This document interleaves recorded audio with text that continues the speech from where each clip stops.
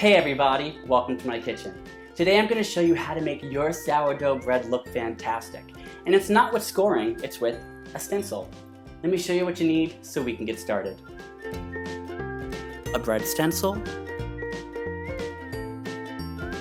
a tablespoon or less of flour, and a bottle with a sprayer, or a simple cup of water will do. Right before it goes into the oven, mix the dough with water or rub the water on the dough with your fingertips. Holding the stencil in place, sprinkle a light amount of flour onto the stencil. With your fingertips, gently rub the flour within the design, careful not to move the stencil. Reveal the design and bake. If you head to my Etsy shop, I designed bread stencils that will allow you to make beautiful and unique decorations, like this one.